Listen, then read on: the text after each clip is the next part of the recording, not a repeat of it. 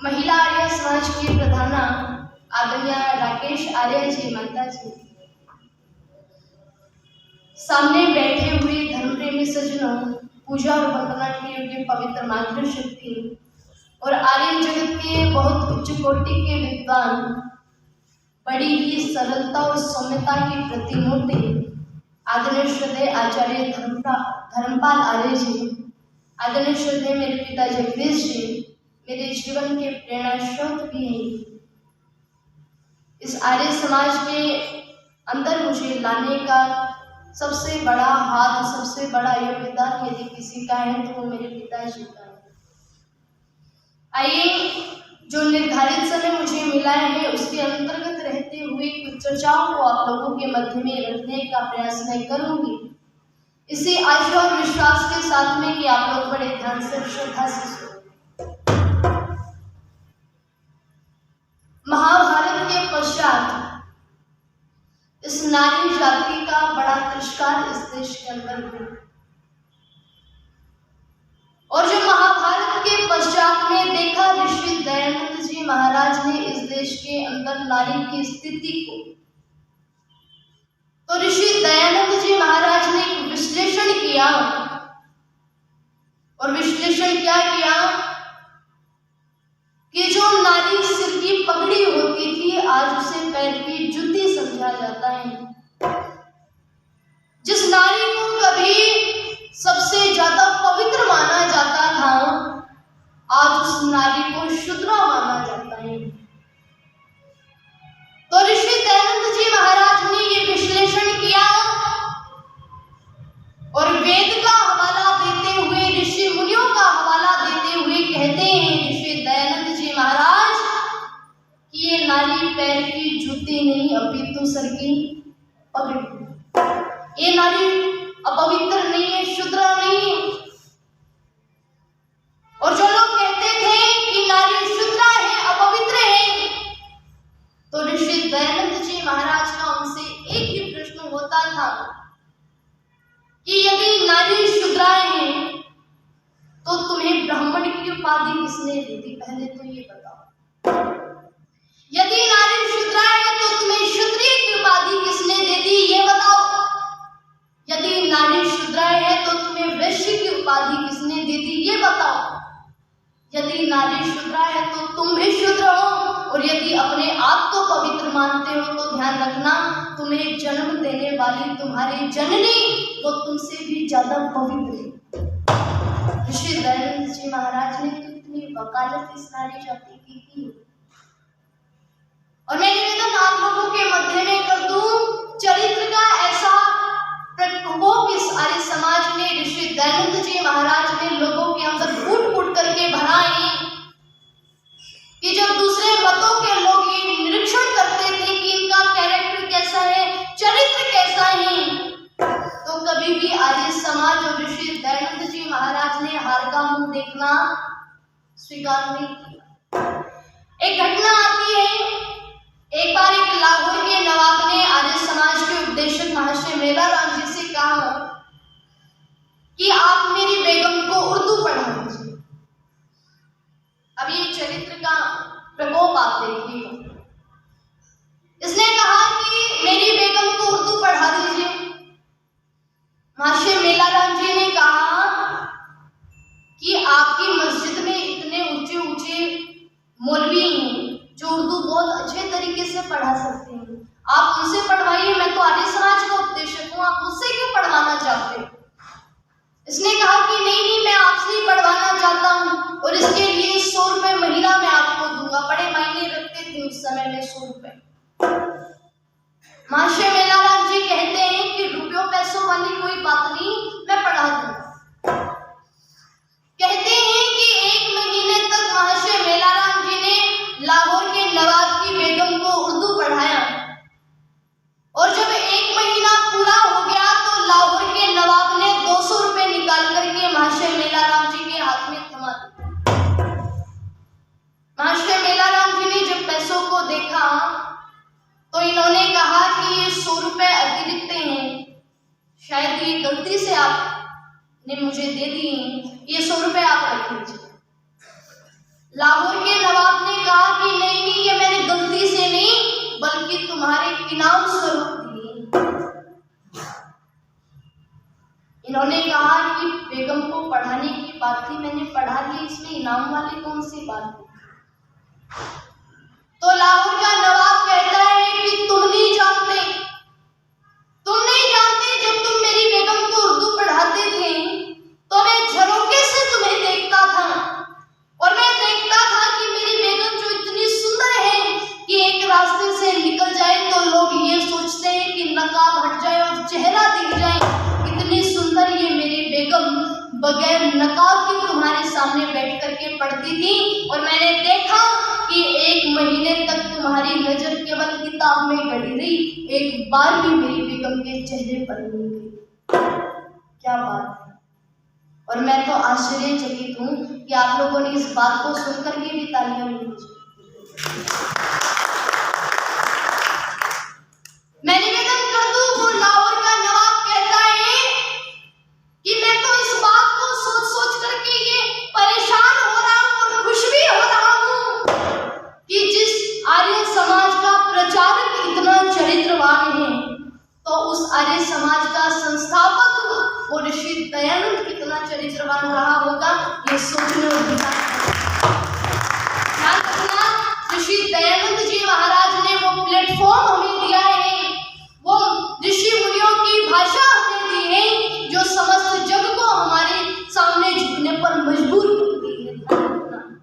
कोई भी व्यक्ति जब अपने जीवन को ऊंचा उठाना चाहे तो इसके ऊंचे उठने की कोई सीमा नहीं, क्योंकि जब किसी भी व्यक्ति के जीवन के अंदर ईश्वर की भक्ति आ जाती है, यज्ञ आ जाता है, धर्म आ जाता है, सत्यता आ जाती है, तो ध्यान रखना वो व्यक्ति मामूली व्यक्ति नहीं रहता, वो व्यक्ति महापुरुष बनने की तैयारी में लगा हुआ है। और एक दिन वो आता है कि जब सारी दुनिया के लोग उस व्यक्ति के चरणों में नतमस्तक होते हैं, सर झुकाते हैं। और ध्यान रखना, इसका एक जीता जागता प्रमाण आप ऋषि दयानंद जी महाराज के जीवन को पढ़ करके अपने जीवन के अंदर ग्रहण कर सकते हैं। और मैं निवेदन आप लोगों के मध्य में कर दूं, जो व्यक्ति अपने जीवन को ऊंचा उठाना चाहे तो ये कितना ऊंचा उठ सकता है, इसके उठने की कोई सीमा नहीं है। ये मनुष्य से देव बन सकता है, ये देव से योगी बन सकता है, ये योगी से ऋषि बन सकता है, ये ऋषि से महर्षि बन सकता है, ये महर्षि से ब्रह्म ऋषि बन सकता है, यदि ऊंचा उठाने की प्रक्रिया से अपने जीवन को जोड़े तो। और इसका विपरीत कर दो, जब व्यक्ति गिरना चाहे तो इसके गिरने की भी कोई सीमा नहीं है। ये राक्षस प्रवृत्ति के जो व्यक्ति होते हैं ये भी मनुष्य ही बन जाते हैं, ये डकैत ये भी मनुष्य ही बन जाते हैं, पिशाच ये भी मनुष्य ही बन जाते हैं। तो ध्यान रखना, जिस व्यक्ति ने अपने जीवन के अंदर सत्संग को धारण कर लिया, सत्यता को धारण कर लिया, तो उसके जीवन में एक सुपरिवर्तन आप लोगों को देखने को मिलता है कि वो किसी पाखंड अंधविश्वास में नहीं फंसता, वो किसी व्यक्ति की कृपा को नहीं चाहता, वो कृपा का पात्र बनता है तो केवल और केवल उस परम पिता परमात्मा की कृपा का पात्र बनता है, अन्यथा उसको किसी की कृपा की आवश्यकता नहीं होती। और मैं निवेदन आप लोगों के मध्य में कर दूं, ऋषि दयानंद जी महाराज तो वो व्यक्तित्व थे जिन्होंने अपने आचरण मात्र से लोगों के जीवन परिवर्तित कर डाले, केवल अपने एक वाक्य से लोगों के जीवन परिवर्तित कर डाले। और ध्यान रखना, सत्संग का बहुत बड़ा प्रभाव व्यक्ति पर पड़ता है। जब सत्य को धारण कर लेता है तो उसे किसी और की आवश्यकता नहीं होती, वो सीधा सीधा परमात्मा की गोद को स्वीकार करता है। तो ध्यान रखना, लिखी थी कवि ने पंक्तियां, बड़े ध्यान से सुनना, बड़ी सुंदर पंक्तियां लिखी।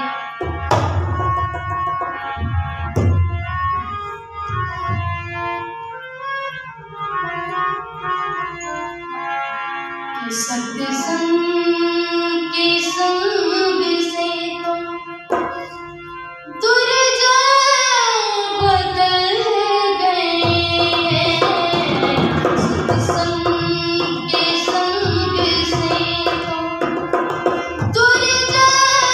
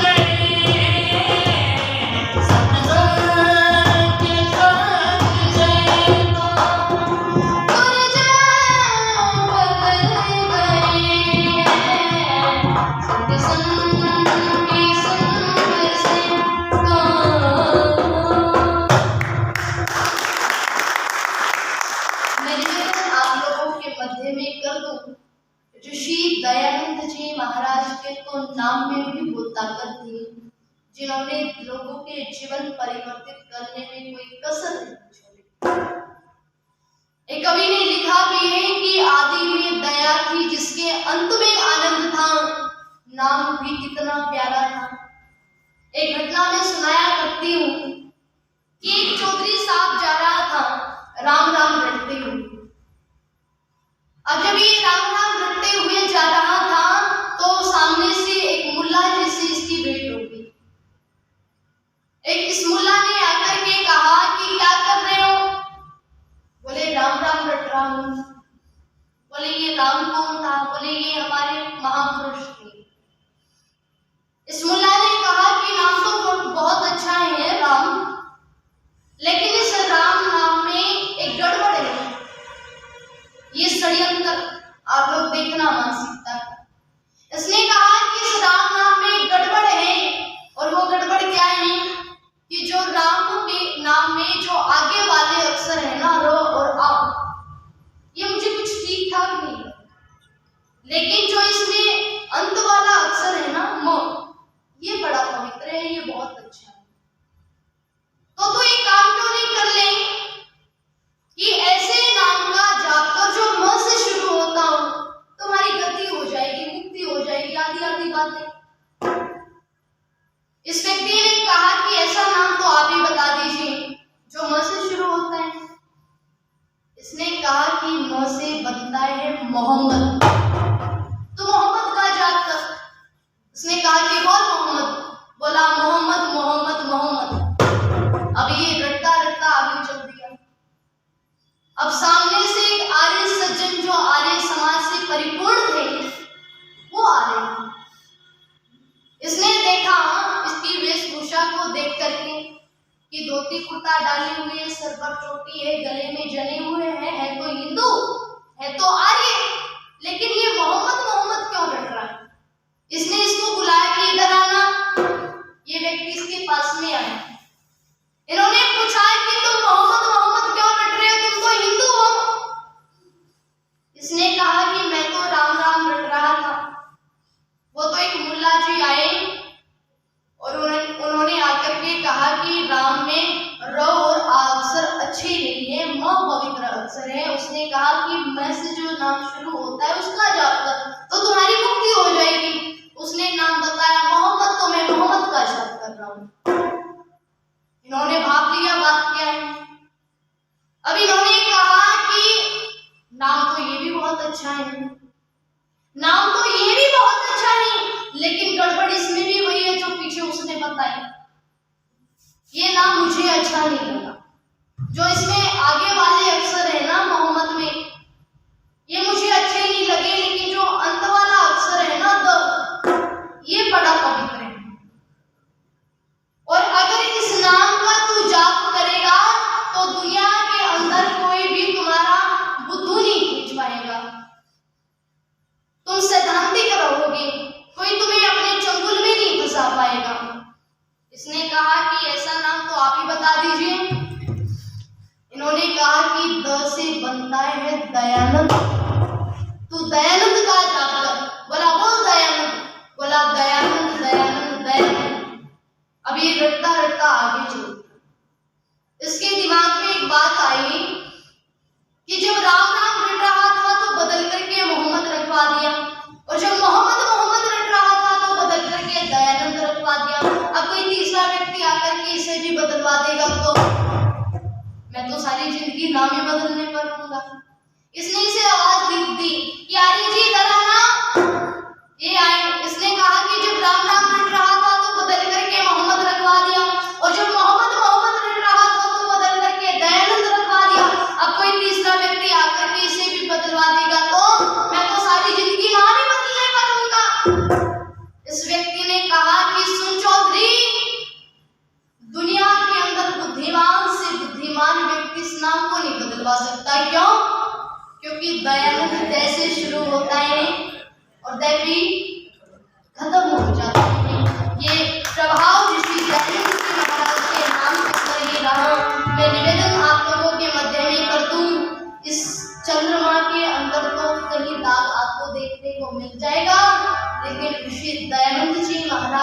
दामन पर धब्बा आप लोगों को कभी भी देखने को नहीं मिलेगा। वो ऋषि दयानंद जी महाराज जो संसार के अंदर आकर के इस प्रकार चले जाते हैं जैसे कोई उजली चादर को हम किसी गंगा में बहा देते हैं। तो ध्यान रखना, ऋषि दयानंद जी महाराज पर अनेकों लांछन लगाने का लोगों ने प्रयास किया, लेकिन बारे दयानंद ऐसा जीवन किसी का देखने को नहीं मिलता कि निष्पक्ष निष्दाग इस दुनिया से वो चला गया।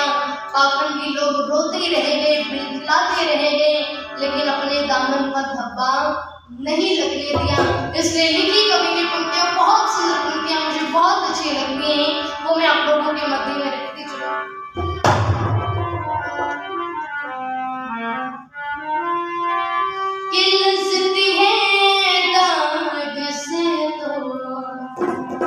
नभ में पूनम का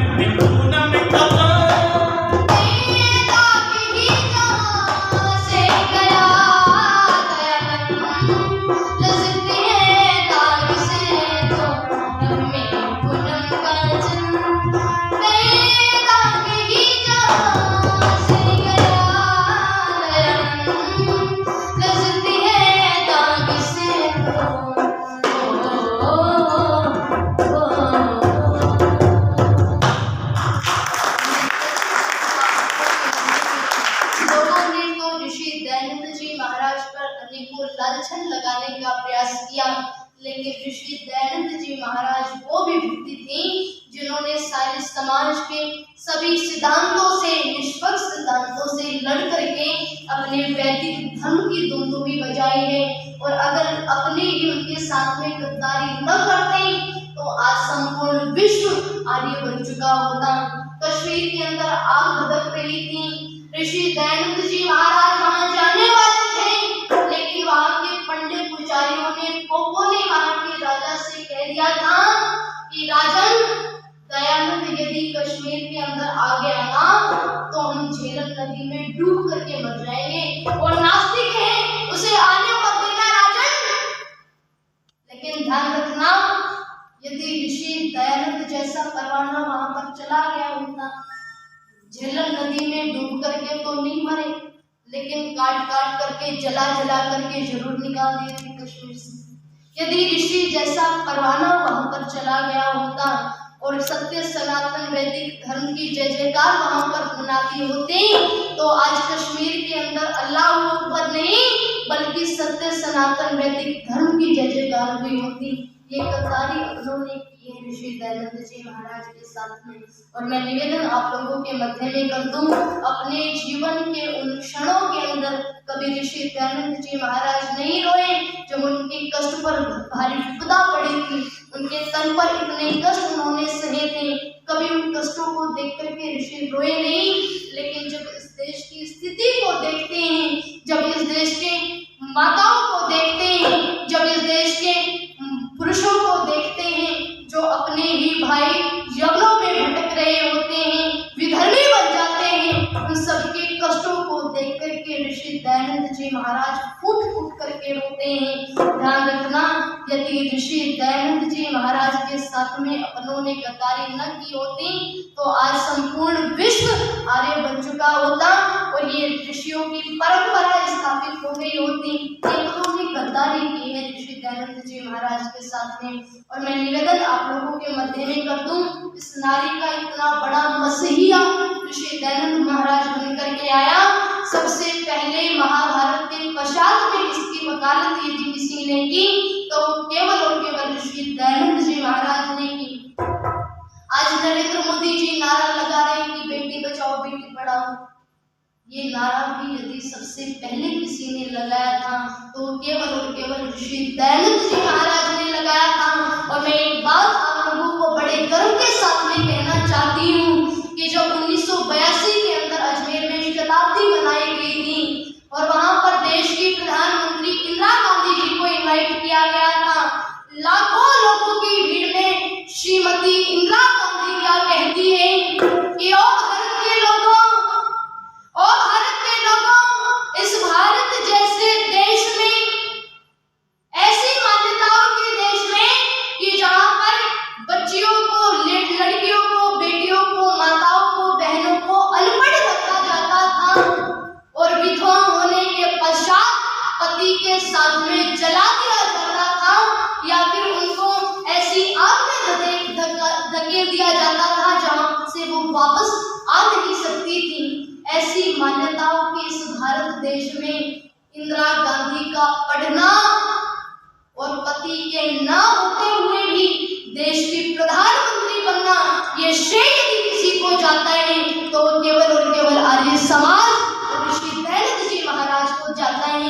ध्यान रखना, ये गर्व महसूस करना, ये गर्व महसूस करना, ऋषि दयानंद जी महाराज ने तो वो सम्मान हमें दिलाया है कि जिसका हम ऋण कभी भी अनेकों जन्म लेकर के भी नहीं उतार सकते। आज तक इस मंच पर बैठ करके बोल रही हैं और ये माताएं बैठ करके सुन रही हैं, तो ये श्रेय भी यदि किसी को जाता है तो केवल और केवल ऋषि दयानंद जी महाराज और आर्य समाज को जाता है। कभी ने शब्दों में पिरोया है इस नारी की बखान को। क्या कहते थे ऋषि दयानंद जी महाराज जब देश के अंदर नारी की दुर्दशा को देखा? एक हवाला करते थे कि देती है जन्म मां बन करके नारी के सितम क्यों ढाते हो, कि देती है जन्म मां बन करके नारी के सितम क्यों ढाते हो, और ये नारी ही तो ईमान है, मर्दों का बेईमान क्यों बनते जाते हो। सच पूछो तो जीवन में सुख का प्रदान ही नारी होती है। औलाद का बेहतर बचपन में निर्माण ही नारी होती है। घर में मंदिर की पूजा का स्थान ही नारी होती है। और नारी के बिना जहाँ मातम कहाँ, ये जहान ही नारी होती है।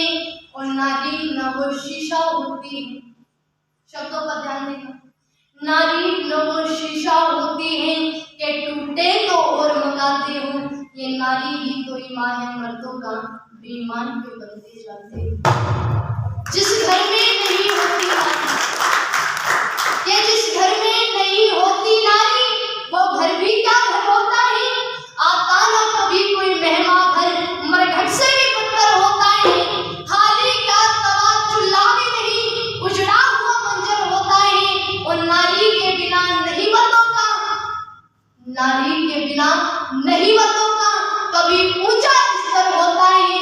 नारी ही तो लाज का घूंघट है, कि नारी ही तो लाज का घूंघट है।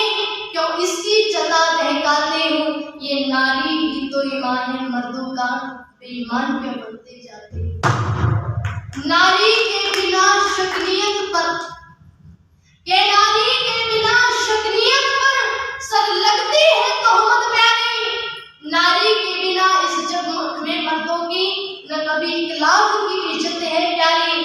नारी के बिना सुना है महल, चाहे जितनी दौलत है प्यारी।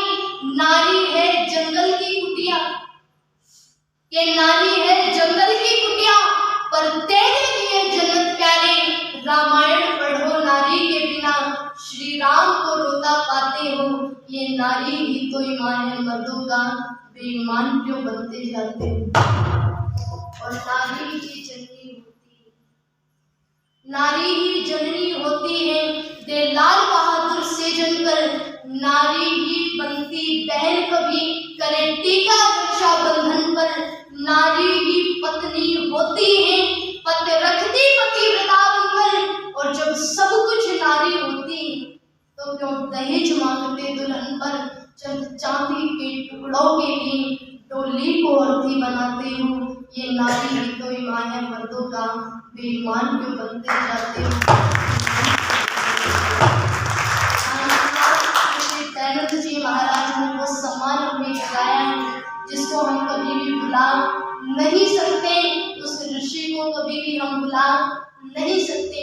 अगर आप मेरी इस बात से सहमत हो तो मेरे साथ में कुछ पंक्तियों को सभी मिलकर के बोल देना और अपनी तालियों को भी खोल देना। क्या कि हम ना भूलेंगे, तुम ना भूलोगे, ना भूलेंगे, तुम ना भूलोगे उस ऋषिवर को, योगेश्वर को, मस्ताने योगी को।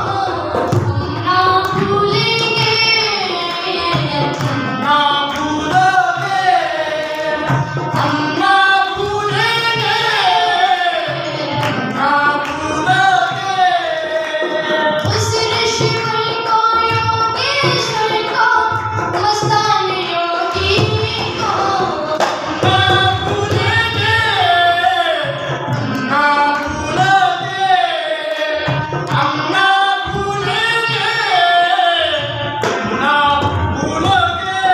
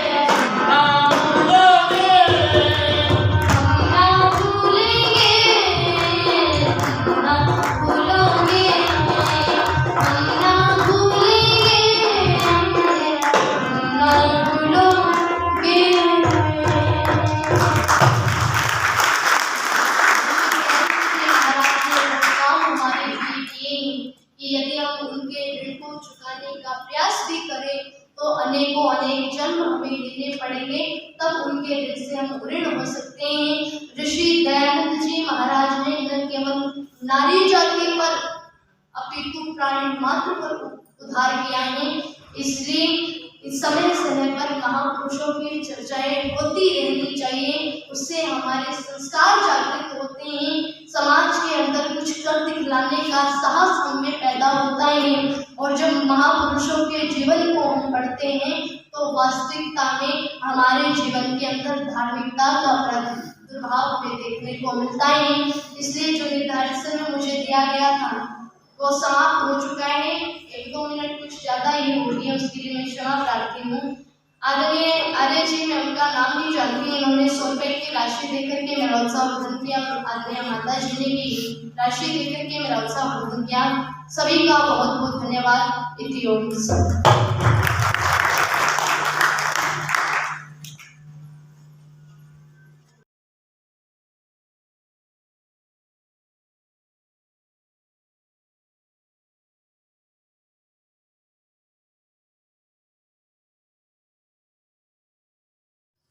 थोड़ा कठिन विषय लेकर के आया और आपकी जागरूकता भी पता लग गई है, जागरूकता पूरी है।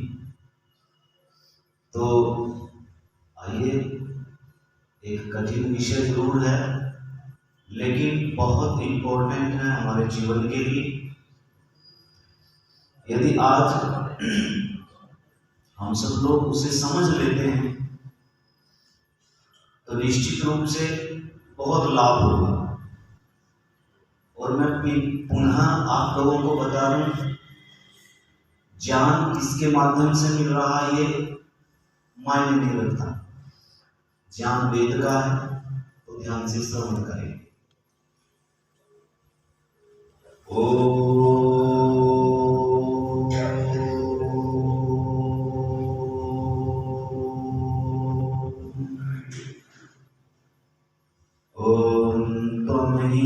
पितावसो त्वं मातः बभूविथ अधा ते सुम्नमीमहे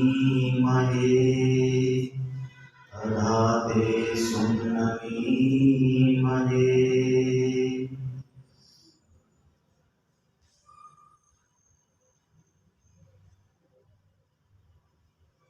आदर व सम्मान के योग्य बेटी तनु आर्या जी, जिनके मधुर कहते हैं कि कई बार तो हम सब लोग वैसे ही किसी का दिल रखने के लिए प्रशंसा कर देते हैं, पर वास्तव में इतने मधुर भजन सुनकर के बड़ा अच्छा लगा और एक गर्व भी हुआ कि इस समाज में तनु आर्या जैसी बेटी इतने अच्छे भजन जो गाए हैं तो सबको मंत्र मुग्ध किया है। और इनके पिताजी भी साथ इनका देते हैं, बड़ा अच्छा है। और दूर दूर से आए हुए आप सब लोग अपना समय निकाल करके अपने लाभ के लिए और मातृशक्ति बेटियां माताएं, आज थोड़ा सा कठिन विषय आपके समक्ष रख रहा हूं। एक एक बात को बड़ी ध्यान से समझते चलना। जो सुबह विषय चल रहा था मैं वहीं से प्रारंभ कर रहा हूं ताकि इस विषय को समझने में थोड़ी और सरलता अनुभव दे। मैं आपके समक्ष रख रहा था कि परमात्मा हमें सहायता कैसे करता है, हमारी सहायता करता कैसे है। हम सब लोग परमात्मा की सहायता जिस तरह से समझते हैं, क्या परमात्मा हमारी सहायता वैसे ही करता है? जैसे टीवी में देखते हैं हम लोग, फिल्मों में देखते हैं।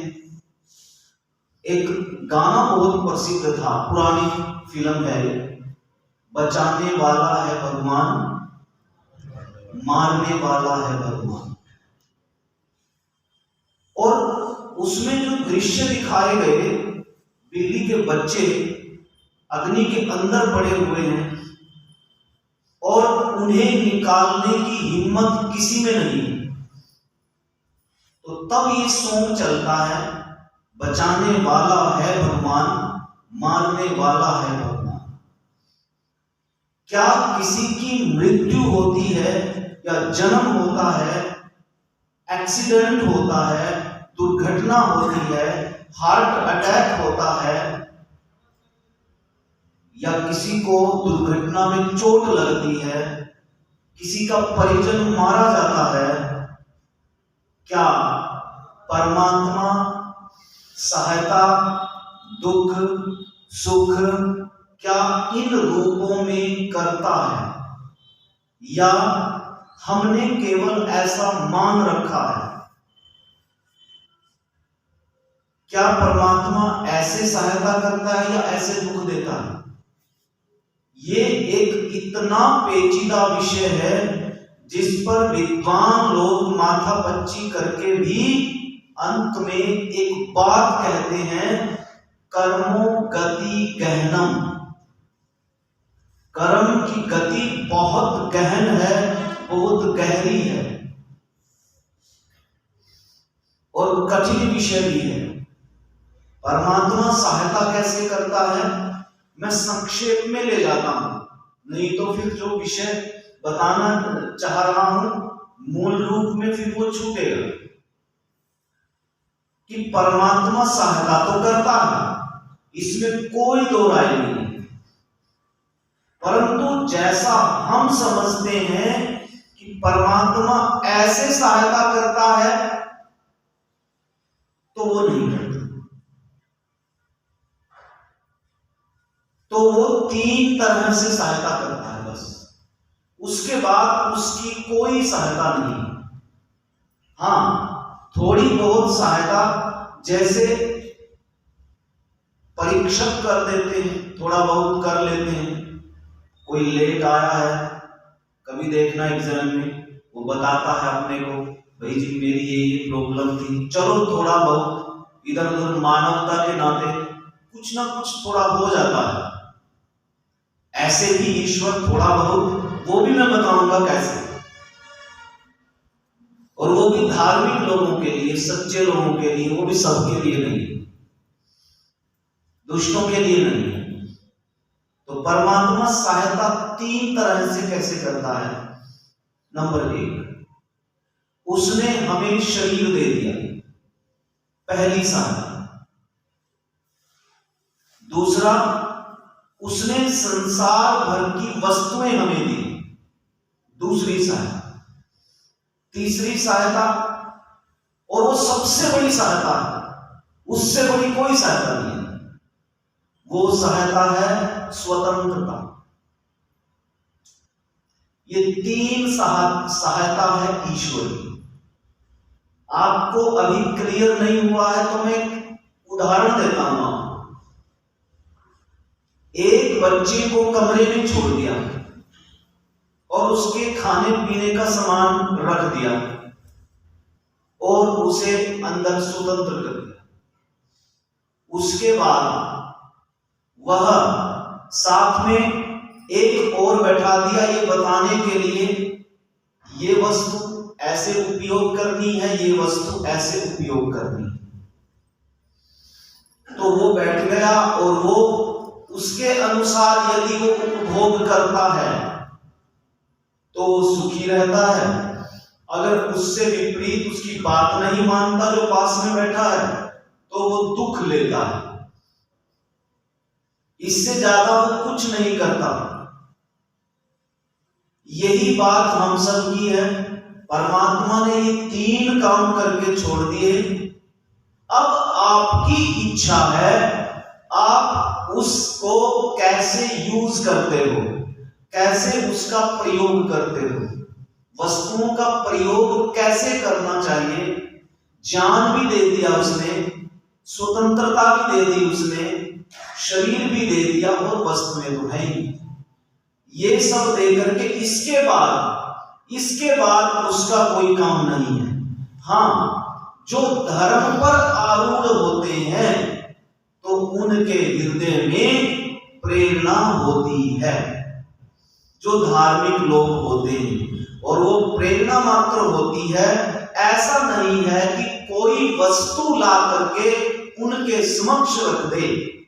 वस्तुएं दी तो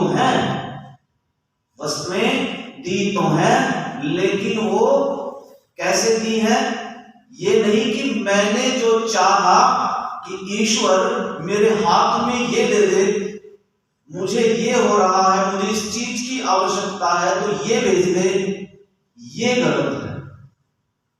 जैसे पुरानी फिल्मों में जो दृश्य होते थे, देवियों की कुछ पिक्चरें आई हैं, फिल्में आई हैं, उनमें क्या होता है, जब कुछ लोग आते हैं एक के घर में और वो देवी की भगत होती है, खाने को कुछ था नहीं लेकिन देवी की पुजारन थी, तो अपने आप कढ़ाई चढ़ती है चूल्हे पर, अपने आप पूरियां तली जाती हैं, और आश्चर्य है थालियां भी अपने आप सरकती हुई आती हैं और सरकती हुई सबके आगे चली जाती है।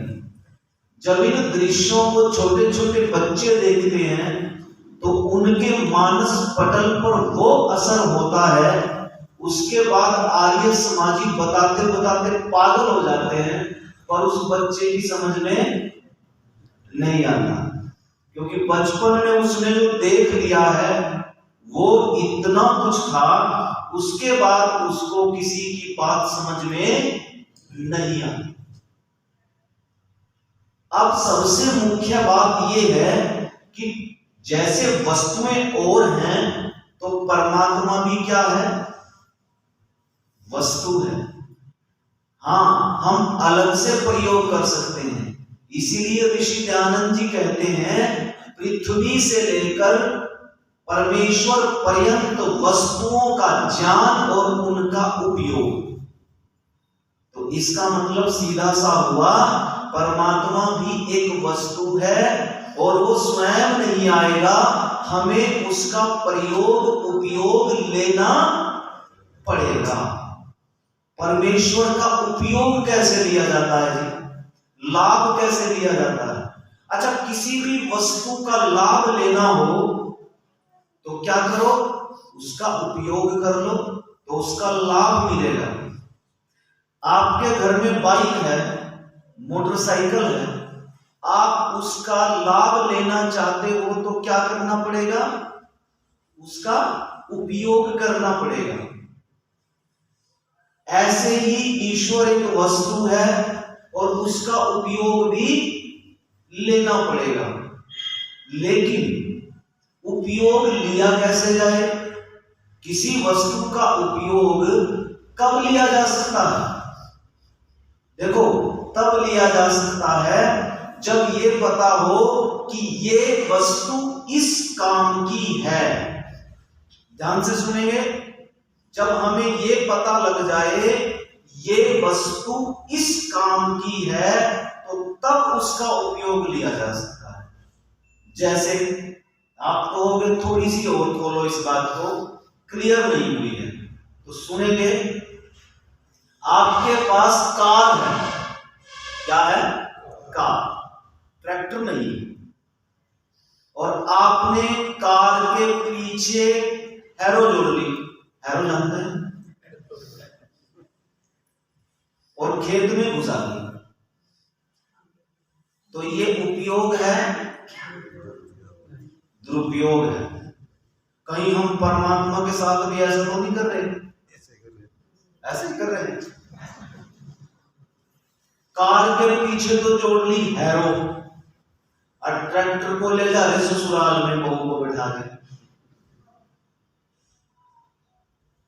ये जानना पड़ेगा जिस वस्तु का हम प्रयोग कर रहे हैं उसका उपयोग क्या है, कैसा है उसका उपयोग। जो वस्तु जैसी होती है, जैसी गुणों वाली होती है, उसका प्रयोग भी वैसे ही लेना पड़ेगा। अब हमें सबसे पहले अगर ईश्वर का उपयोग लेना है, हाँ, इतना ऋषि महर्षि कहते हैं संसार के उपयोग लेने की जरूरत नहीं पड़ेगी यदि ईश्वर का उपयोग ले लेंगे, फिर उसकी जरूरत नहीं पड़ेगी। लेकिन शरीर संचालन के लिए तो जरूरत पड़ेगी। अब फिर वहां उस गलतफहमी में मत चले जाना कि प्लेटें अपने आप आएंगी। उसका जैसा उपयोग लेना है वैसा ही लेना पड़ेगा। हम गलती क्या कर रहे हैं? हम गलती वही कर रहे हैं, कार के पीछे हैरो जोड़ने वाली बात कर रहे हैं। मेरा केस जितवा दो जी, मेरे बेटे को अब की बार पास अच्छे नंबरों से होना चाहिए। अब फिर इसकी नंबर तो चलो दे दिया आपने, नौकरी वोकरी भी देख ली होगी। ये ईश्वर का मामला नहीं है। जो ईश्वर का मामला है वो ईश्वर का मामला है, और जो संसार का मामला है वो संसार का। सीधी सीधी बात। अच्छा, अब ये बताओ ईश्वर का उपयोग हम कैसे लें? इसके लिए समझना पड़ेगा आपको थोड़ा सा। अब थोड़ा ध्यान से समझना। सीधी ईश्वर के उपयोग की बात आ रही कि हम ईश्वर का उपयोग कैसे लें। लाभ कैसे लें ईश्वर का, क्योंकि जब तक हम क्वालिटीज नहीं जानेंगे, उसके गुण नहीं जानेंगे, जैसे मोटरसाइकिल के जो गुण है तो उसका उपयोग ले लेते हैं हम लोग, ट्रैक्टर का जो गुण है हम उसका उपयोग ले लेते हैं, ऐसे ही सबके अलग अलग उपयोग हैं। जिसका जैसा उपयोग है जिस वस्तु का हम वैसा ही ले लें, ये सबसे बड़ी बुद्धिमानी है। धोखा कौन खाते हैं ईश्वर के मामले में? धोखा वो खाते हैं ईश्वर के मामले में, ईश्वर से लाभ वो नहीं ले पाते जिनको ये नहीं पता है कि ईश्वर क्या कर सकता है, वो मेरे क्या काम आ सकता है। जिस आदमी को यही नहीं पता कि मेरे बाइक क्या काम आ सकती है, तो वो बाइक से काम कैसे लेगा? जिस आदमी को ये नहीं पता ये मेरी जेब में पेन है, जिस आदमी को यही नहीं पता कि मैं इससे क्या काम ले सकता हूं भाई, तो वो काम कैसे लेगा इससे? जिसे पता है कि इसमें कैप है, इसको ऐसे करके और ऐसे लिखा जाता है और ये बड़ा अच्छी चीज है, हमारे काम आती है, ये पता लग गया। ऐसे ही ईश्वर हमारे क्या काम आता है ये हमें पता होना चाहिए। थोड़ा सा क्लियर कर देता हूं, बिल्कुल अलग अलग। मनुष्य क्या कर सकता है और परमात्मा क्या कर सकता है, ये पता होना चाहिए। मनुष्य क्या नहीं कर सकता है और परमात्मा भी क्या नहीं कर सकता है। अपने दिमागों से बात निकाल दो कि परमात्मा सब कुछ कर सकता है, सब कुछ नहीं कर सकता। ये तो बिल्कुल अपने मन में बैठा लीजिए कि परमात्मा सब कुछ नहीं कर सकता। तो कई लोग कहते हैं जी, कहते तो हैं सर्वशक्तिमान है वो, तो सर्वशक्तिमान है तो इसका मतलब क्या है? सर्वशक्तिमान का मतलब तो यही होता है कि जो भी चाहे वो कर दे। तो स्वामी जी लिखते हैं सर्वशक्तिमान का मतलब ये नहीं है। सर्वशक्तिमान का मतलब ये है जो अपने कार्य में दूसरों की सहायता नहीं ले, उसे सर्वशक्तिमान कहते हैं। अपने कार्यों में, दूसरों के नहीं, अपने कार्यों में लिमिट नहीं तोड़ता वो लिमिट से बाहर नहीं जाता। और हम जाना चाहते हैं लिमिट से बाहर, तब भी नहीं जा सकते। दोनों के अलग अलग। आपको हो थोड़ा क्लियर कीजिए। चलिए थोड़ा सा उदाहरण देके क्लियर करता हूं। आपको ये किवाड़ दिख रहे हैं, किवाड़ दरवाजा, किस चीज का है ये दरवाजा? लकड़ी का। क्यों जी? लकड़ी का ही है ना कमल जी, लकड़ी का। हम लोग चाह करके भी लकड़ी नहीं बना सकते, बना के देख लो। लकड़ी बनाना ईश्वर का काम है और वो इस काम में किसी की सहायता नहीं लेता। और दरवाजा किसने बनाया? मनुष्य ने बनाया। क्लियर? दोनों चीजें अलग अलग हो रही हैं। लकड़ी ईश्वर बनाता है और उस लकड़ी को लेकर के दरवाजा हम बनाते हैं। अच्छा, क्या परमात्मा चाह करके दरवाजा बना सकता है?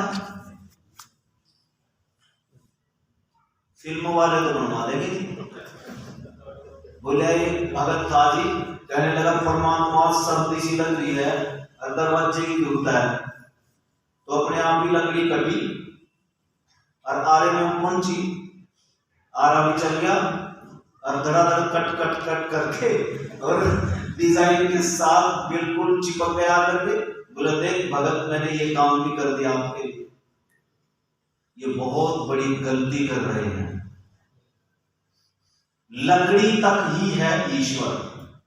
अगर ईश्वर चाहे भी तब भी वो किवाड़ नहीं बना सकते। अब आइए एक उदाहरण देता हूं, बहुत अच्छा है। गाजर कहां उगती है? जसवीर जी को पता है। खेतों में। गाजर कहाँ उगाते हैं? खेतों में। तो गाजर कौन बनाता है? ईश्वर बनाता है। जसवीर जी, आप तो बना नहीं सकते, बना ही नहीं सकते। अच्छा, अगर मनुष्य के हाथ में दे दें तो फिर वैसी सस्ती हो जाएंगे, कोई लेगा ही नहीं उनको। तो गाजर, अच्छा गन्ना कौन बनाता है? गन्ना भी ईश्वर बनाएगा। और चीनी कौन बनाएगा? हम बनाएंगे। परमात्मा चाह करके भी चीनी नहीं बना सकता। अच्छा, अग्नि नहीं बना सकते आप, और चूल्हा मनुष्य बनाएगा।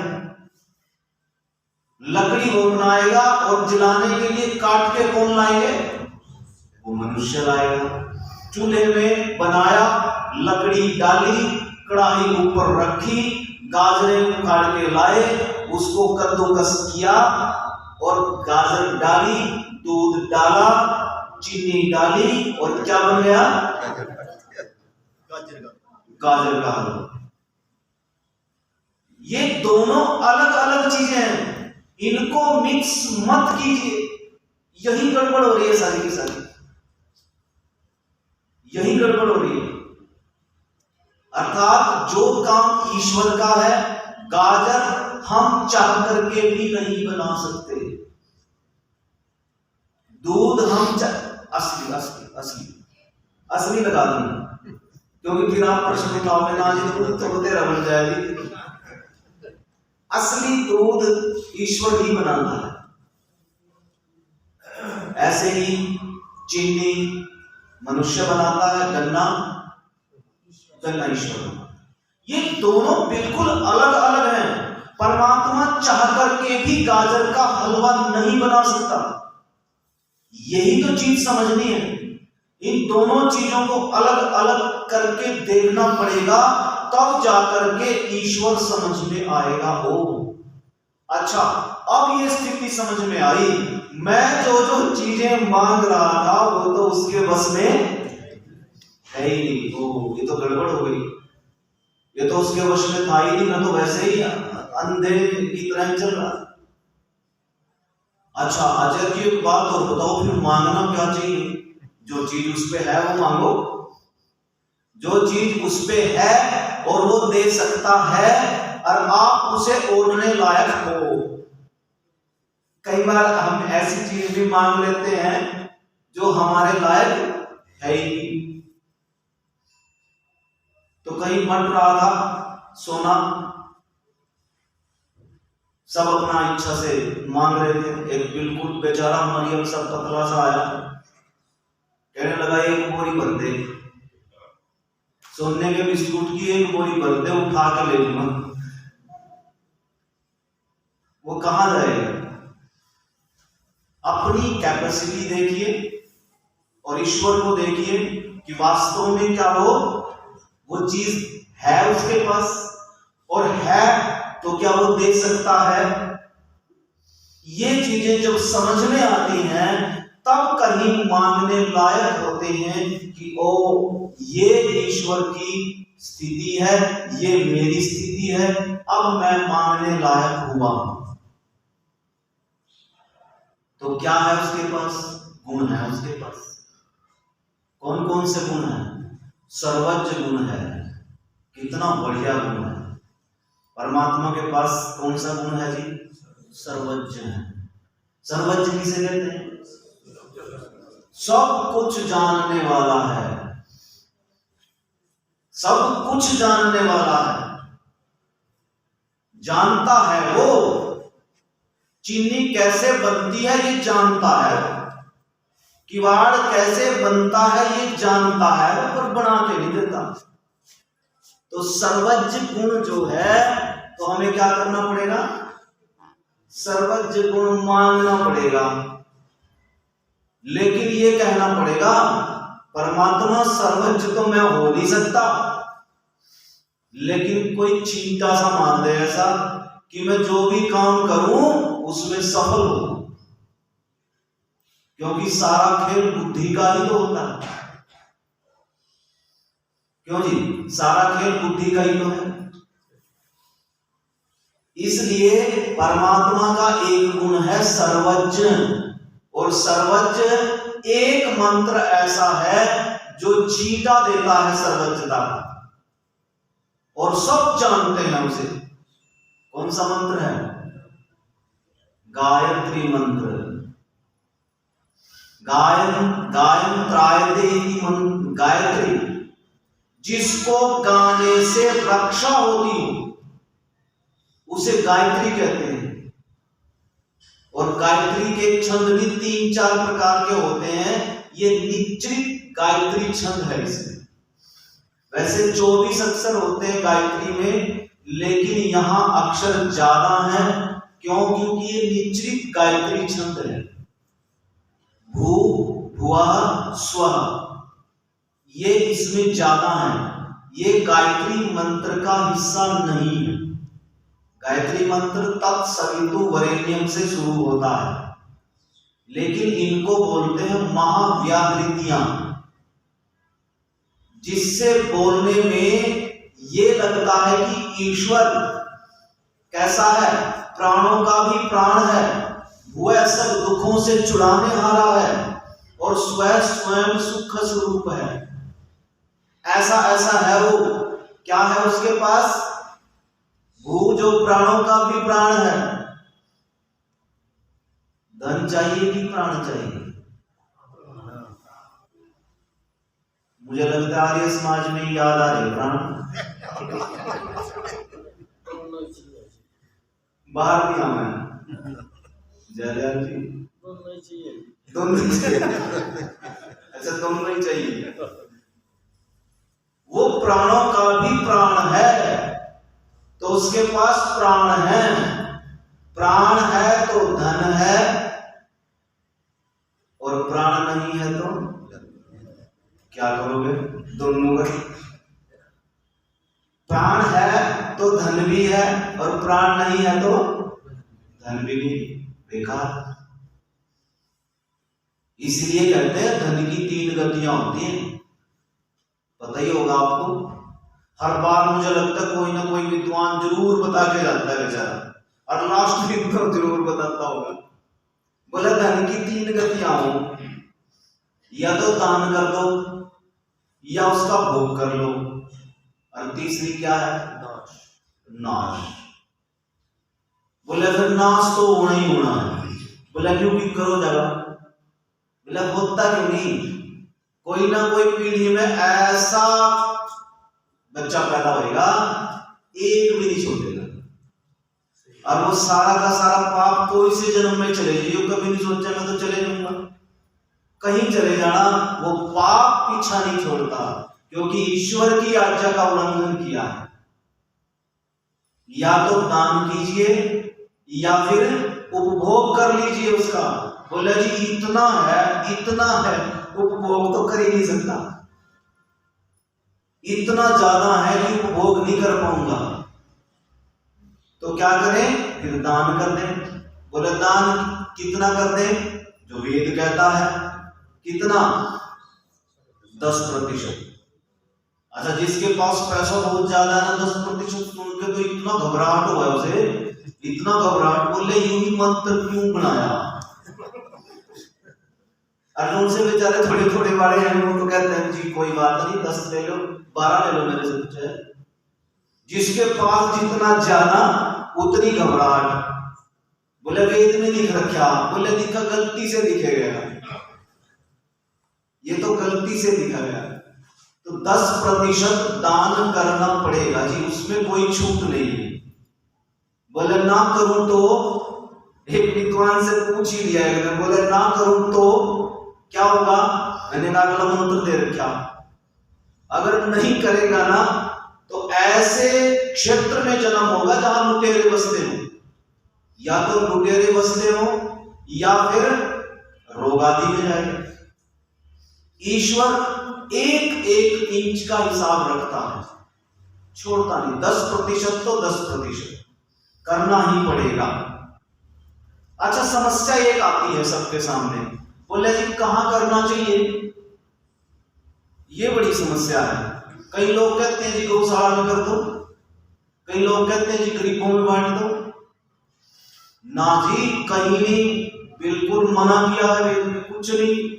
एक ही जगह किया है, तो यहां करना है 10% दान, अपनी मर्जी से न कर दियो, यहां करो जहां बोल रखा है।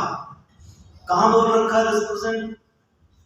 कहा गृणवंतो विश्वमान्य, जहां पर वेद की विद्या का प्रचार होता है 10% वहां दे दो, तो निश्चित रूप से आपका पुण्य बढ़ता चला जाएगा और अगला जन्म भी ऐसी स्थिति में होगा जहां आसपास सब आर्य ही आर्य बसते होंगे।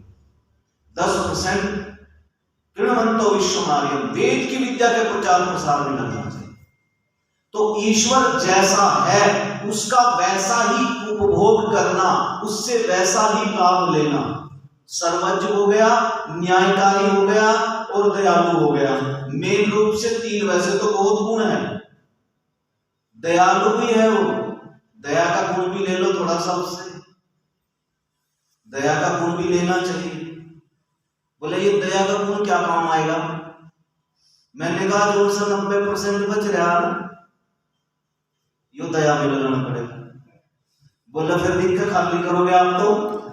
मैं नहीं, वो ईश्वर करता है। राजा जनक ने एक भी नहीं रखा अपने पास, वो सब कुछ करके अपना वो हल चलाया। इतिहास में बहुत कुछ मिलता है। तो उनको पता था वेद की आज्ञाएं, दयालु उसका नाम नहीं है। हमारे यहाँ तो एक बहुत बड़ी भ्रांति है, बोले दयालु जानते हो क्यों है? परमात्मा माफ कर देता है। क्या कहते हैं लोग कि जी दयालु इसलिए है, माफ कर देता है। जी नहीं, माफ नहीं करता परमात्मा, किसी को माफ नहीं करता। जिसने भी वेद की आज्ञा तोड़ी है उसे फल देता है परमात्मा, छोड़ेगा नहीं। तो फिर दयालु कैसा भाई? जब छोड़ेगा नहीं, दयालु कैसा? तो कहा दयालु इसी का नाम भी तो दयालु है कि जिसका जितना हो उसको उतना देना। जितना अच्छा किया उसका अच्छा मिल गया, जितना बुरा किया उसको बुरा मिल गया, और बदले में कुछ नहीं लेता। ये उसकी दया है। अच्छा, जब इतने गुण हैं तो इसका मतलब ये है कि वो कर्म फल तो देता है। परमात्मा कर्म फल भी देता है कि नहीं देता भाई? देता है। अच्छा, अगर हम ये पूछें भाई ये बताओ कर्म फल देता तो है, कोई आपके पास प्रमाण है इसका? वेद का प्रमाण है कोई कि परमात्मा कर्मों का फल देता है? हाँ है। कहा असूर्य नाम ते लोका अंधेन तमसावृता तास्ते प्रत्यापि गच्छन्ति ये के चातम मनोजना। प्रत्यापि, मरने के बाद, देखो मरने के बाद क्या लिखा मंत्र में? प्रत्यापि, मरने के बाद कहां जाता है? अंधेन तमसावृता, ऐसी योनियों में जाके गिरता है जो अंधकार से आच्छादित हो। फिर पूछा कौन गिरता है ऐसी योनियों में? ऐसी योनियां हैं जो प्रकाश को पसंद ही नहीं करती। कभी देखा करो घर में ऐसी चीजें भी होती हैं, कीड़े मकोड़े, अगर आप उनको जरा सा हाथ लगाओ तो क्या ढूंढते हैं वो? बेड के नीचे बड़े घुस जाएंगे, सोफे के नीचे घुस जाएंगे, उनको अंधेरा अच्छा लगता है। अंधेन तमसावृता प्रत्यापि, मरने के बाद ऐसी योनियों को प्राप्त करते हैं। बोले कौन करते हैं ऐसी योनियों को? ये के चातम हनो जना, ऐसे लोग जो अपनी आत्मा को मार देते हैं। अच्छा, वेद कहता है जो अपनी आत्मा को मार देते हैं। और श्री कृष्ण जी क्या कहते हैं? नैनम चिंतति शस्त्राणी नैनम दहति न भावना। बोले आत्मा कभी मरती नहीं है। और वेद क्या कह रहा है?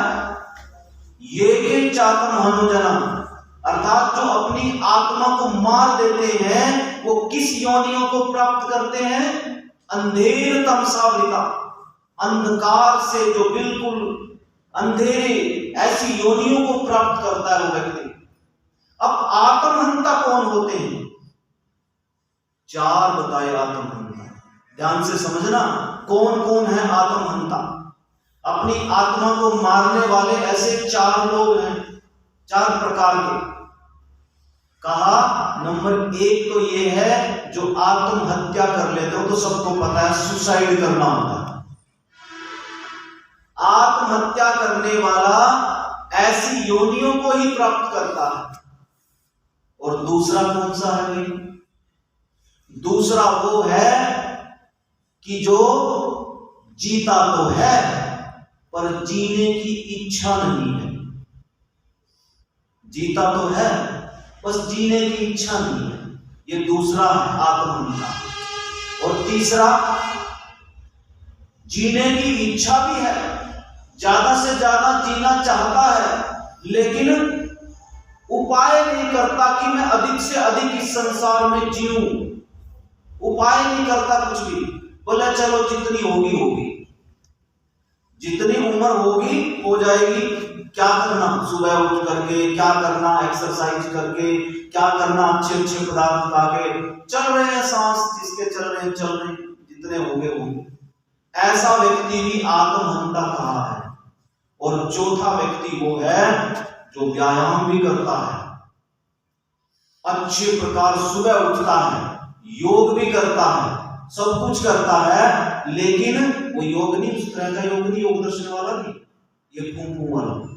ऐसा प्राणायाम करता है और एक्सरसाइज करता है और ये इस तरह के काम करता है, अच्छे अच्छे बादाम आदि घोट घोट करके पीता भी है, लंबी उम्र हो जाए।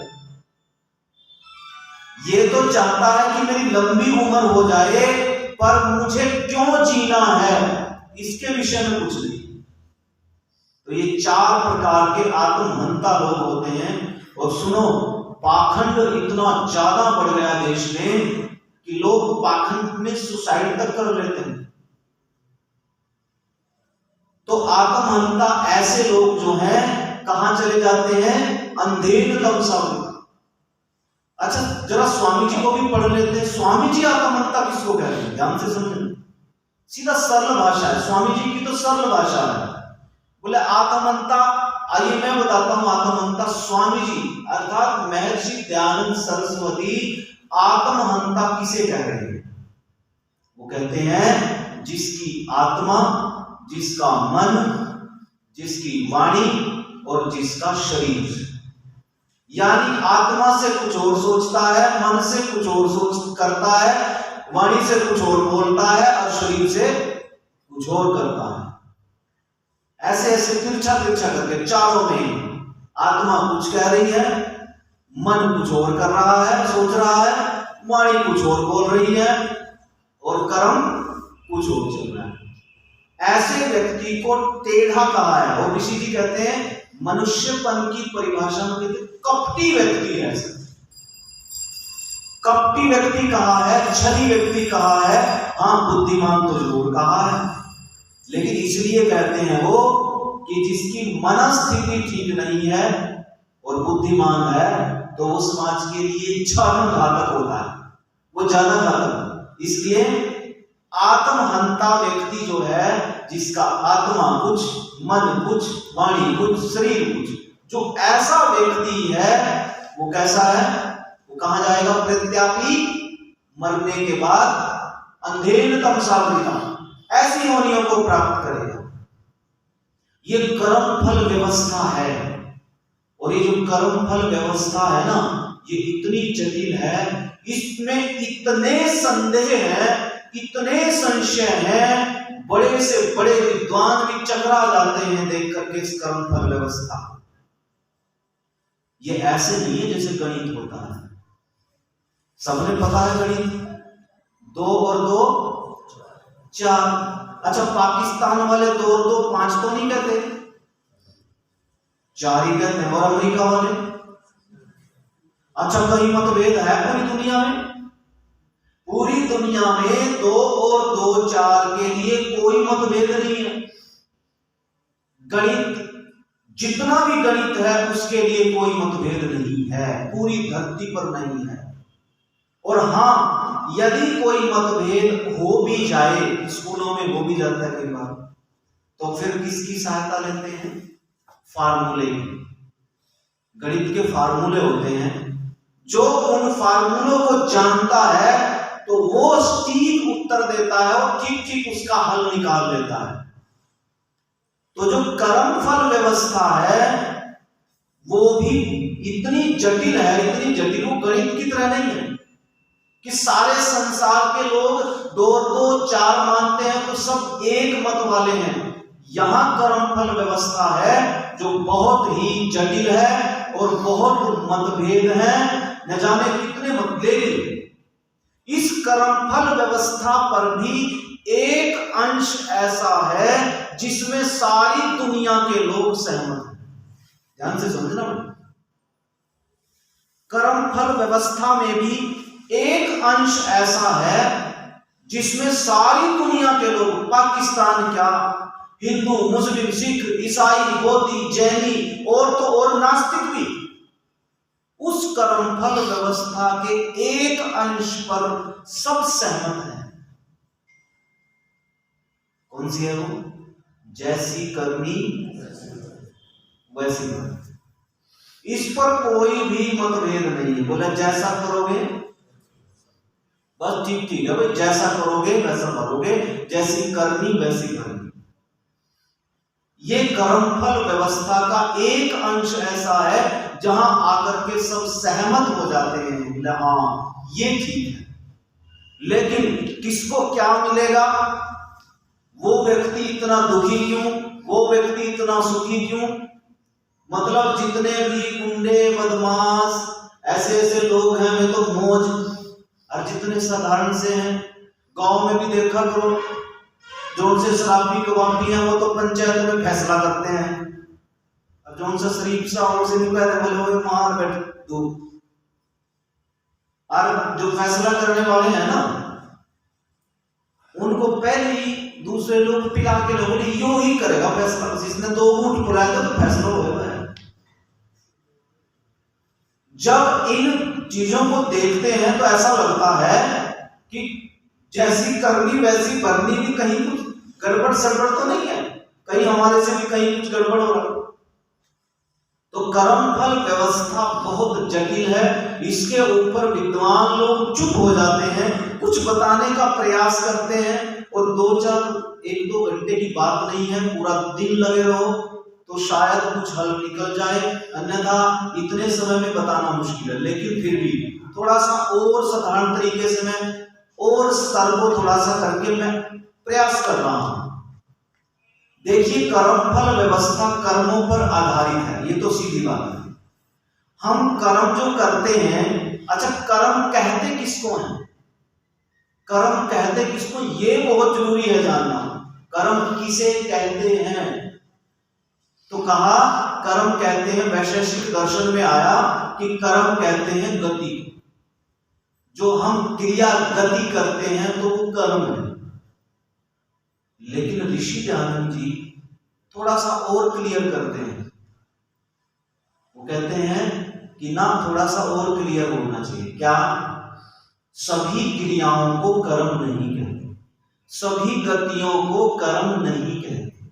जैसे अभी बहन जी गिर रही है, गति हो रही है, तो ये कर्म नहीं है। जैसे इधर से इधर ऐसे किया, इधर से इधर ऐसे किया, ऐसे कर, ये कर्म नहीं है, ये गति है। तो स्वामी जी कहते हैं फिर कर्म क्या है? अगर गति नहीं है तो कर्म क्या है? तो एक पुस्तक का मैं बार बार जिक्र करता हूं, आर्योपदेश्य रतनमाला, छोटी सी पुस्तक है और 100 रतन है उसके अंदर, एक रतन हमारे भी है, तो 100 रतन है उसमें, और एक रतन ये भी है कर्म वाला। कि कर्म किसे कहते हैं? चेष्टा विशेष को कर्म कहते हैं। बस इतना सा ध्यान से समझो, चेष्टा विशेष को कर्म कहते हैं और उसी का ही फल होता है। इसका मतलब कर्म हो गए 2 तरह के, ध्यान से समझना। कर्म कितनी तरह के? 2। एक तो वो कर्म जिनका फल मिलता है, एक वो कर्म जिनका फल नहीं मिलता है। बिल्कुल क्लियर। जैसे हम इधर से उधर हाथ हिलाते हैं, घुटने हिलाते हैं, और मेरी बात सुनते सुनते आप थोड़ा बहुत हिल लेते हैं। कोई मच्छर आया तो ऐसे कर दिया, मक्खी आई ऐसे कर दिया। ये कर्म नहीं है, ये कर्म में नहीं आता। हाँ, अगर कर्म मान लो, वैशेषिक के अनुसार अगर कर्म मान लो तो इनका फल नहीं मिलता। ये फल वाला कर्म नहीं है। फल वाला तो मैं बताऊंगा, ये फल वाला कर्म नहीं है, इससे अलग कर्म है। तो स्वामी जी कहते हैं चेष्टा विशेष को कर्म कहते हैं, जिसमें चेष्टा विशेष है। अब ये चेष्टा विशेष क्या चीज है? चेष्टा विशेष, तो स्वामी जी कहते हैं वो कैसे होती है चेष्टा विशेष? कहा आत्मा जब मन से, वाणी से और शरीर से चेष्टा विशेष करता है तो वो कर्म कहलाता है। अब चेष्टा विशेष जो जो नहीं है पहले वो सुनिए। आपकी पलक झपकती है, झपकती है नहीं, इसका कोई फल नहीं है। कहीं तो आप झपका के देख रहे, जितना मर्जी झपका लो, इसका कोई फल नहीं। परमात्मा ने पूरी मौज कर दी, बोला जितनी बार झपकाओ इसका कोई फल नहीं है। ये निश्चित हो जाए। आपका दिल धड़कता है, इसका कोई फल नहीं। और भी जो क्रियाएं आपके शरीर में हो रही हैं, कोई फल नहीं, इनका कोई फल नहीं है। हाँ, जिनका फल है वो सुनिए, वो है चेष्टा विशेष, जो मन से, वाणी से, शरीर से जब हम चेष्टा विशेष करते हैं तो वो जो कर्म हो गया वो कर्म फल का देने वाला होता है, और वो या तो दुखदाई होगा या सुखदाई होगा। उसे हमें बड़ी ध्यान से देखना है। हाँ, इतना जरूर है, यदि मैंने पिछले जो मैंने प्रवचन दिए हैं उनमें मैंने बताया था, अगर आपका कर्म करने के बाद उससे राग नहीं है, द्वेष नहीं है, तो आप बच गए। ये समझो कि आपसे ज्यादा भाग्यशाली कोई नहीं है, आप तो बहुत नजदीक पहुंच गए मोक्ष के। आसान तो नहीं है, पर जितना जितना कर्म करने के बाद उससे नहीं जुड़ेंगे, क्योंकि इस मंत्र से पहले का मंत्र यजुर्वेद में आ गया क्या? कुर्वन्नवे कर्माणि जिजी विशेषतम समा एवं त्वयि नान्यते तो अस्ति न कर्म लिप्यते नरे। लिप्यते, लिप्त नहीं होता। जो कुर्वन्नवे कर्माणि, कर्म तो करता है पर उसमें लिप्त नहीं होता। इसके साथ चेष्टा विशेष को समझिए आप। मैंने इसलिए इसको कहा है क्योंकि इसके साथ संबंध है चेष्टा विशेष, और तीनों से ही आत्मा चेष्टा विशेष करता है। जैसे आराम से बैठे हैं हम लोग, घर में आराम से बैठे हैं और मन में चल रहा है। अब मन में चेष्टा विशेष क्या चल रही है मैं दोनों बताऊंगा। मन में चेष्टा विशेष भी होती है और चेष्टा विशेष भी नहीं होती है, दोनों होते हैं। अब चेष्टा विशेष को सुनो पहले, वो दो तरह का है। चेष्टा विशेष दो तरह का है। कैसे? एक तो ये सोच रहे हैं, हे परमात्मा, वेदों का उद्धार होना चाहिए, आर्य समाज का कार्यक्रम है, वेद प्रचार होना चाहिए, बहुत अच्छे ढंग से होना चाहिए, भजनोपदेशिका भी आ रही हैं, प्रवचन भी हो रहे हैं, बहुत अच्छा हो रहा है, लोग प्रवचन सुन रहे हैं। ये चेष्टा विशेष है। कैसी? अच्छी। इसका फल क्या मिलेगा? सुख। और एक चेष्टा विशेष और है, बोले मेरा पड़ोसी बहुत खराब है, उसे आज ही मर जाना चाहिए। ये भी चेष्टा विशेष है, मन की चेष्टा विशेष। लेकिन इसका फल कैसा? दुख। ये होगी मन की चेष्टा विशेष। क्या मन कुछ ऐसा कर्म भी करता है जो चेष्टा विशेष नहीं होती? हाँ, ऐसा कैसे होता है? ये तो आज ही सुना हमने कि मन ऐसा भी करता है कि चेष्टा विशेष भी ना करे, अर्थात जिसका फल भी ना मिले और मन कर भी जाए उसको। हाँ, मैंने उदाहरण दे दिया था आपको वैसे कल। एक बस का ड्राइवर है, वो कितने काम करता है? कितने काम करता है? 8-10 काम करता है। गियर भी बदलता है, क्लच भी दबाता है, ब्रेक भी लगाता है। शीशे दो हैं जी, एक तो सवारी देखने वाला और एक पीछे देखने वाला। बहुत सारे काम करता है, लेकिन उसमें एक काम ऐसा होता है जिसमें चेष्टा विशेष होती है। या तो बातचीत कर रहा है या फिर सामने देख रहा है, लेकिन उसमें बहुत सारे काम ऐसे होते हैं जिनमें चेष्टा विशेष नहीं होती। इतनी जल्दी से मन निकल करके आ जाता है उसमें से। तो योग दर्शन एक उदाहरण देता है कैसे कि आप पत्तों की एक छोटी सी वो लीजिए, ऐसे बांधिए पत्तों को, कम से कम 20-25 पत्ते नरम नरम से लीजिए और एक सुई लीजिए और सुई को उन पत्तों में से पार कीजिए। आपको ऐसा लगेगा जैसे सारे पत्तों में से सुई की नोक एक साथ पार हुई हो, लेकिन वो एक साथ पार नहीं होती। एक एक पत्ते में से निकल के जाती है वो सुई नोक। ऐसे ही ये मत समझना कि उस समय ड्राइवर का मन केवल 2 ही कामों में है, सिगरेट में और सामने। ऐसा नहीं है, जितने भी काम हैं, क्लच है, ब्रेक है, हैंडल है, गियर है, सारों में से निकल के आता है मन, सारों में से निकल के आता है, लेकिन इतना तेजी से आता है कि उसका फल नहीं मिलता। वो कैसा है? चेष्टा विशेष से रहित है। लेकिन हाँ, जरा सा उसने कुछ गड़बड़ किया, गियर वेयर फंस गया, तो तुरंत एक साथ वहां चेष्टा विशेष होती है। अगर गियर फंस गया, या कई बार क्या होता है, गाड़ी चलाने वाले जानते हैं, वो ये जानते हैं ना कि लगाया तो था तीसरा गियर, लग गया 5वां, फटाफट करता था, कोई दिक्कत नहीं थी, चेष्टा विशेष नहीं हो रही थी। पहला, दूसरा, तीसरा, चौथा, 5वां, फिर दोबारा से चला, पहला, दूसरा, तीसरा, चौथा, 5वां, चेष्टा रही, बिल्कुल चेष्टा रही। लेकिन क्या हुआ? पहला, दूसरा, 5वां, एकदम चेष्टा विशेष हुई, वो गड़बड़ हो गई। ये चेष्टा विशेष है।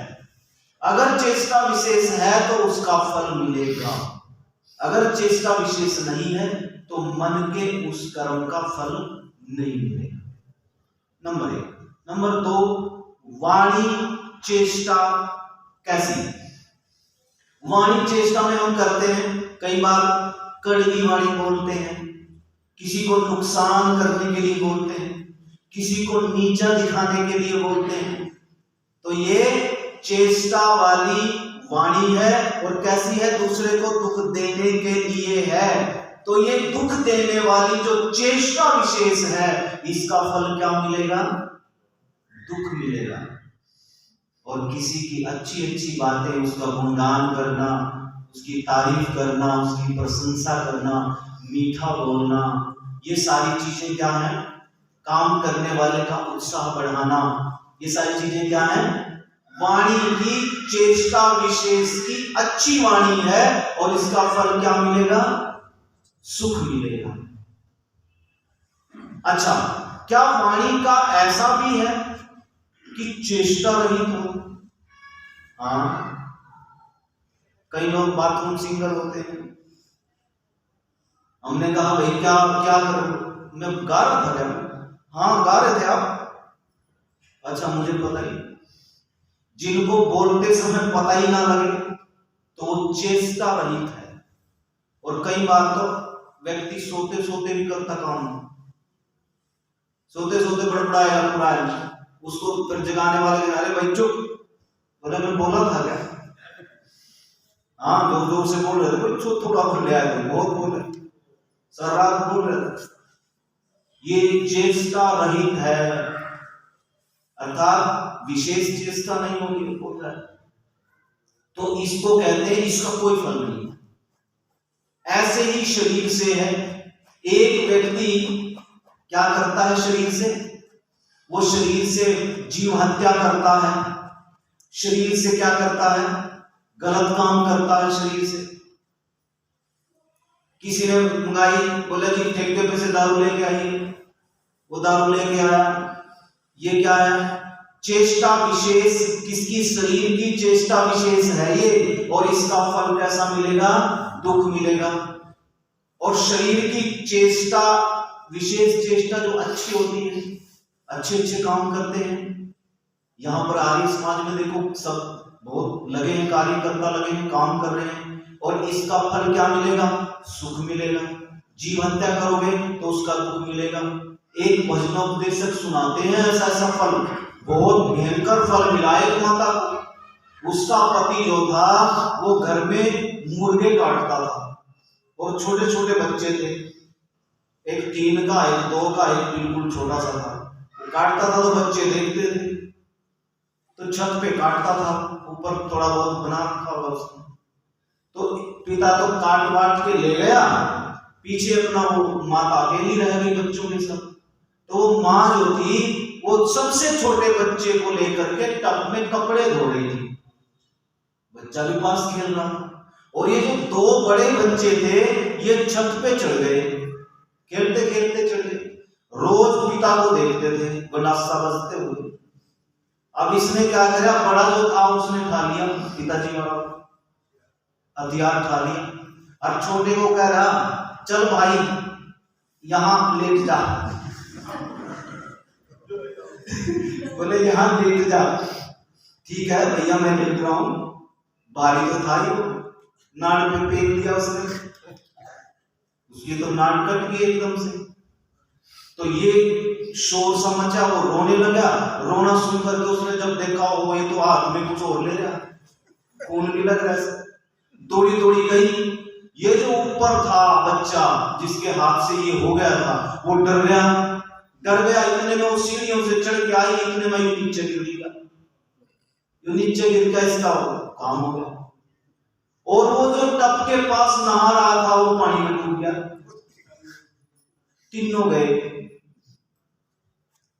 तो जो चेष्टा होती है ये बड़े ध्यान से हमें करना है, कहीं मेरी वाणी से, कहीं मेरे मन से, कहीं मेरे शरीर से कोई ऐसी चेष्टा तो नहीं हो रही जिसका फल मुझे बुरा लेना पड़े, बुरा भुगतना पड़े। तो ये कर्म का एक ऐसा कुचक्र है, हमें इन तीनों पर ध्यान देना है। आत्मा को इसका दुख मिलता है, काम कौन करते हैं, मन, वाणी, शरीर, और फल कौन भोगती है, भोगता है आत्मा। अच्छा, कई लोग कंफ्यूज क्यों होते हैं, समय हो गया, चलिए ये फिर यहीं रह गया, तो आगे कभी समय मिलेगा तो आपके बीच में जुड़ाऊंगा। कर्म फल है, थोड़ा जटिल था आज का विषय, लेकिन मैंने प्रयास किया कि अच्छी तरह आपके समझ में आ जाए। थोड़ा सा और रह रहा था, कोई बात नहीं, तो फिर आपसे कभी भेंट होगी। सभी को नमस्ते, कभी नहीं सुबह भेंट होगी, सभी को नमस्ते।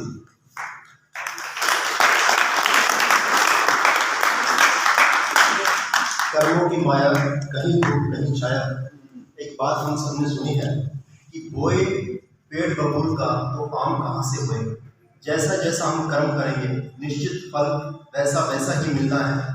तो हम अपने कर्मों की धारा है उस पर अपना ध्यान थोड़ा केंद्रित करें और अपने आप को संभाल पाएं। इसलिए मंच से ये कार्यक्रम होते हैं, धर्म के कार्यक्रम, वेद के कार्यक्रम, ताकि हमारी दृष्टि वेदपूर्ण बने।